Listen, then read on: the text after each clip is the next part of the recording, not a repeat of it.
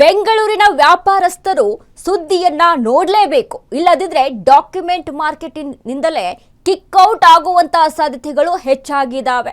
ಇದೀಗ ಬೆಂಗಳೂರಿನಲ್ಲಿ ವ್ಯಾಪಾರ ಮಾಡುವಂಥವರು ಯಾವ್ಯಾವ ರೀತಿಯಾದಂತಹ ರೂಲ್ಸ್ಗಳನ್ನ ಫಾಲೋ ಮಾಡಬೇಕು, ಡಾಕ್ಯುಮೆಂಟೇಶನ್ ಯಾವ ರೀತಿಯಾಗಿರಬೇಕು, ಇದೆಲ್ಲದರ ಬಗ್ಗೆ ಹೇಳ್ತೀವಿ. ಈ ಸುದ್ದಿಯನ್ನ ನೋಡಲೇಬೇಕು. ಇಲ್ಲದಿದ್ರೆ ಡಾಕ್ಯುಮೆಂಟ್ ಮಾರ್ಕೆಟ್ನಿಂದಲೇ ಕಿಕ್ಔಟ್ ಆಗುವಂತ ಸಾಧ್ಯತೆ. ಲೋಗುಂಡ ಇನ್ನು ಮುಂದೆ ಕಸ ಬಿಸಾಕಿದ್ರೆ ಬೀಳುತ್ತೆ ದಂಡ. ಅಚ್ಚುಮೆಚ್ಚಿನ ಕೆಆರ್ ಮಾರುಕಟ್ಟೆ ಇನ್ನು ಮುಂದೆ ಫುಲ್ ಚೇಂಜ್ ಆಗ್ತಾ ಇದೆ.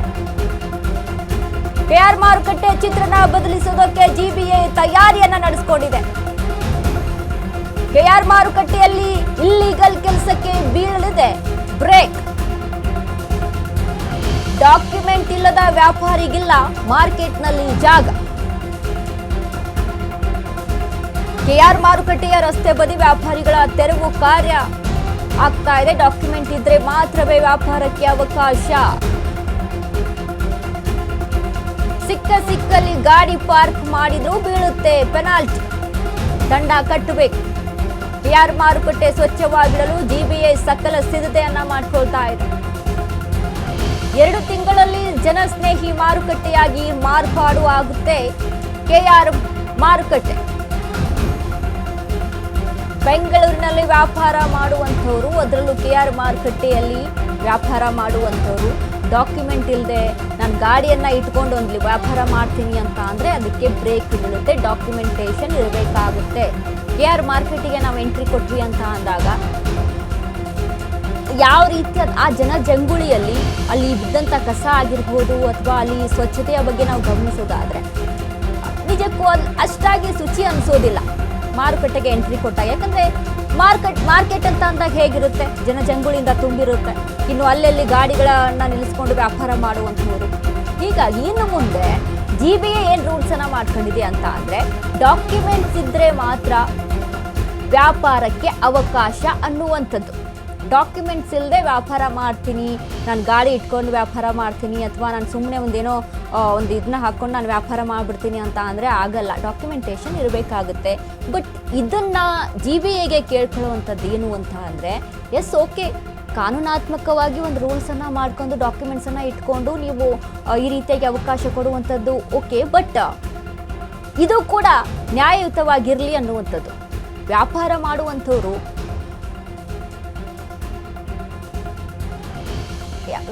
ಮಾಡುವಂಥವ್ರು ಈ ರೀತಿಯಾಗಿ ಏನೋ ಒಂದು ಚಿಕ್ಕ ಪುಟ್ಟ ವ್ಯಾಪಾರಕ್ಕಾಗಿ ಅಲ್ಲಿ ಮುನ್ನುಗ್ತಾ ಇರ್ತಾರೆ. ಸೊ ಹಾಗಾಗಿ ಇನ್ನು ಈ ಬಗ್ಗೆ ಜಗದೀಶ್ ಕೇಂದ್ರ ನಗರ ಪಾಲಿಕೆಯ ಆಯುಕ್ತರು ಇದ್ರ ಬಗ್ಗೆ ಮಾತನಾಡಿದ್ದಾರೆ. ಏನು ಮಾತನಾಡಿದ್ದಾರೆ ನೋಡ್ಕೊಂಬರೋಣ.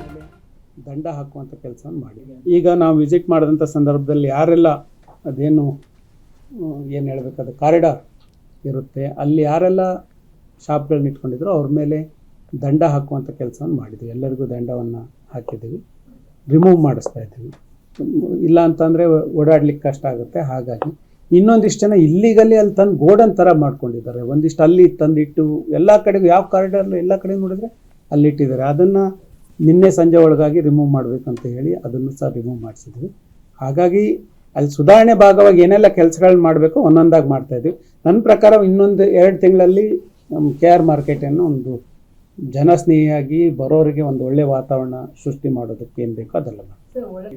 ಈಗ ನಾವು ವಿಸಿಟ್ ಮಾಡಿದಂಥ ಸಂದರ್ಭದಲ್ಲಿ ಯಾರೆಲ್ಲ ಅದೇನು ಏನು ಹೇಳಬೇಕಾದ ಕಾರಿಡಾರ್ ಇರುತ್ತೆ ಅಲ್ಲಿ ಯಾರೆಲ್ಲ ಶಾಪ್ಗಳನ್ನ ಇಟ್ಕೊಂಡಿದ್ರು ಅವ್ರ ಮೇಲೆ ದಂಡ ಹಾಕುವಂಥ ಕೆಲಸವನ್ನು ಮಾಡಿದ್ವಿ. ಎಲ್ಲರಿಗೂ ದಂಡವನ್ನು ಹಾಕಿದ್ದೀವಿ, ರಿಮೂವ್ ಮಾಡಿಸ್ತಾ ಇದ್ದೀವಿ. ಇಲ್ಲ ಅಂತಂದರೆ ಸೊ ಈ ಬಗ್ಗೆ ಮತ್ತಷ್ಟು ಅಪ್ಡೇಟ್ಸ್ ಅನ್ನ ಕೊಡ್ತಾರೆ ನಮ್ಮ ಪ್ರತಿನಿಧಿ ಲಕ್ಷ್ಮಿ ಬಾಗಲಕೋಟೆ. ಲಕ್ಷ್ಮಿ, ಈಗಾಗಲೇ ಕೆಆರ್ ಮಾರ್ಕೆಟ್ನಲ್ಲಿ ಯಾರು ಸಿಕ್ಕಂದರಲ್ಲಿ ನಾವು ಒಂದು ಗಾಡಿಯನ್ನು ಇಟ್ಕೊಂಡು ವ್ಯಾಪಾರ ಮಾಡ್ತೀವಿ ಅಂತ ಅಂದ್ರೆ ಅದಕ್ಕೆ ಬ್ರೇಕ್, ಡಾಕ್ಯುಮೆಂಟೇಶನ್ ಇರಬೇಕು. ಏನೆಲ್ಲ ಅಪ್ಡೇಟ್ಸ್ ಇದೆ ಲಕ್ಷ್ಮಿ ಈ ಬಗ್ಗೆ? ಎಸ್ ವನಿತಾ, ಹಿಂದೆ ಸಹ ಬೆಂಗಳೂರಿಗರ ಅದರಲ್ಲೂ ಸಹ ಬೇರೆ ಬೇರೆ ಭಾಗಗಳಿಂದ ಬರುವಂತಹ ರೈತರಿಗೆ ಮೊದಲು ನೆನಪಾಗೋದು ಅಂತಂದ್ರೆ ಬೆಂಗಳೂರಿನಲ್ಲಿರುವಂತಹ ಕೆಆರ್ ಮಾರ್ಕೆಟ್. ಸೊ ಸದ್ಯಕ್ಕೆ ಕೆಆರ್ ಮಾರ್ಕೆಟ್ ವ್ಯಾಪಾರಿಗಳ ಒಂದು ಮೂಲ ಸ್ಥಾನ ಆಗಿತ್ತು ಬೆಂಗಳೂರಿನಲ್ಲಿ. ಆದ್ರೆ ಸದ್ಯಕ್ಕೆ ಯಾರೆಲ್ಲ ಅದನ್ನ KR ಮಾರ್ಕೆಟ್ ಅನ್ನ ನಂಬ್ಕೊಂಡಿರ್ತಾ ಇದಾರೆ ಅವರಿಗೆ ಒಂದ್ ರೀತಿಯಲ್ಲಿ ಬ್ರೇಕ್ ಹಾಕುವುದಕ್ಕೆ GBA ಮುಂದಾಗಿದೆ. ಯಾವ ಕಾರಣಕ್ಕಾಗಿ ಅಂತಂದ್ರೆ ಕಳೆದ 3 ತಿಂಗಳ ಹಿಂದೆ ಒಂದು ಪಾರ್ಕಿಂಗ್ ವ್ಯವಸ್ಥೆಯನ್ನ ಅಚ್ಚುಕಟ್ಟಾಗಿ ಮಾಡಿದ್ರು. ಸೊ ಅದು ಪೇ ಅಂಡ್ ಪಾರ್ಕಿಂಗ್ ಗೆ ಸಹ ವ್ಯವಸ್ಥೆಯನ್ನ ಮಾಡಿದ್ರು. ಈಗ ಸದ್ಯಕ್ಕೆ GBA ಒಂದು ಪ್ಲಾನ್ ಅನ್ನ ಮಾಡ್ಕೊಂಡಿರುವಂತಹದ್ದು ಯಾರೆಲ್ಲ ವ್ಯಾಪಾರಿಗಳು ಯಾವುದೇ ರೀತಿಯಾದ ಡಾಕ್ಯುಮೆಂಟ್ಸ್ ಗಳಾಗಿರ್ಬೋದು ಅಥವಾ ಅವರು ವ್ಯಾಪಾರಿಗಳ ಅನ್ನುವಂತಹ ಏನು ಡೀಟೇಲ್ಸ್ ಇರ್ತವೆ ಇಲ್ಲ ಅಂತಂದ್ರೆ ಅವರಿಗೆ ವ್ಯಾಪಾರಕ್ಕೆ ಅವಕಾಶವನ್ನ ಸಹ ಕೊಡೋದಿಲ್ಲ. ಅದರ ಜೊತೆಗೆ ನೋಡಿದ್ರೆ ಈಗ ಬರುವವರಿಗೆ KR ಮಾರ್ಕೆಟ್ ಇಂದ ಬರುವವರಿಗೆ ಜೊತೆಗೆ ಹೋಗುವವರಿಗೂ ಸಹ ರಸ್ತೆ ಬದಿಯಲ್ಲಿ ಯಾರೆಲ್ಲ ಶಾಪ್ ಗಳನ್ನ ಹಾಕೊಂಡಿರ್ತಾರೆ ಯಾರೆಲ್ಲ ವ್ಯಾಪಾರವನ್ನ ಮಾಡ್ತಾರೆ ಅವರಿಗೆ ಅಲ್ಲಿ ತೆರವುಗೊಳಿಸುವಂತ ಕೆಲಸವನ್ನ ಮಾಡೋದಕ್ಕೆ ಸದ್ಯಕ್ಕೆ ಮುಂದಾಗಿರುವಂತದ್ದು. ಯಾಕೆ ಅಂತಂದ್ರೆ ಟ್ರಾಫಿಕ್ ಸಮಸ್ಯೆ ಆಗುತ್ತೆ, ಅದರಲ್ಲೂ ಮಳೆಗಾಲದಲ್ಲಿ ಸಾಕಷ್ಟು ಪ್ರಾಬ್ಲಮ್ಸ್ಗಳು KR ಮಾರ್ಕೆಟ್ ಅಲ್ಲಿ ಆಗ್ತವೆ, ಜಂಗುಳಿ ಹೆಚ್ಚಾಗುತ್ತೆ, ಗಲೀಜಾಗಿರುತ್ತೆ. ಕ್ಲೀನ್ ಮಾಡುವಂತಹ ನಿಟ್ಟಿನಲ್ಲಿ ಹೈಜೆನಿಕ್ ಮೇಂಟೈನ್ ಮಾಡ್ಬೇಕನ್ನುವಂತಹ ಕಾರಣದಿಂದಲೂ ಸಹ ಅದನ್ನ ತೆರವುಗೊಳಿಸೋದಕ್ಕೆ ಸದ್ಯಕ್ಕೆ ಮುಂದಾಗಿರುವಂತದ್ದು. ಅದ್ರ ಜೊತೆಗೆ ಏನು ಅಂತಂದ್ರೆ ಡೀಟೇಲ್ಸ್ ಡಾಕ್ಯುಮೆಂಟ್ ಜೊತೆಗೆ ಅವರಿಗೆ ಅಲ್ಲೇನೆ KR ಮಾರ್ಕೆಟ್ ನಲ್ಲೇನೆ ಅವರಿಗೆ ವ್ಯವಸ್ಥಿತವಾಗಿ ನೀಡುವುದಕ್ಕೆ ಮುಂದಾಗಿದ್ದಾರೆ.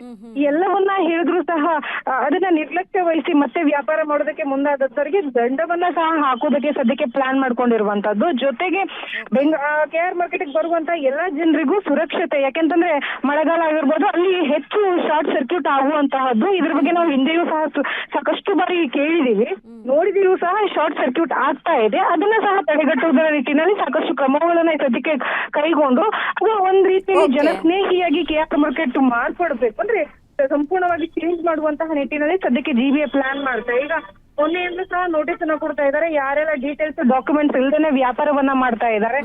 ಜೊತೆಗೆ ಅಲ್ಲಿ ಗೋದಾಮು ಇದೆ, ಅವ್ರನ್ನು ಸಹ ಯಾರೆಲ್ಲ ಡೀಟೇಲ್ಸ್ ಇಲ್ಲದೆ ಡಾಕ್ಯುಮೆಂಟ್ಸ್ ಇಲ್ದೇನೆ ಮಾಡ್ತಾ ಇದ್ದಾರೆ ಅವ್ರಿಗೂ ಸಹ ಬ್ರೇಕ್ ಹಾಕುವಂತ ನಿಟ್ಟಿನಲ್ಲಿ ಸದ್ಯಕ್ಕೆ GBA ಒಂದಷ್ಟು ಕ್ರಮವನ್ನ ಕೈಗೊಂಡು ಮುಂದಾಗಿರುವಂತಹದ್ದು. KR market ಅಪ್ಡೇಟ್ಸ್ಗೆ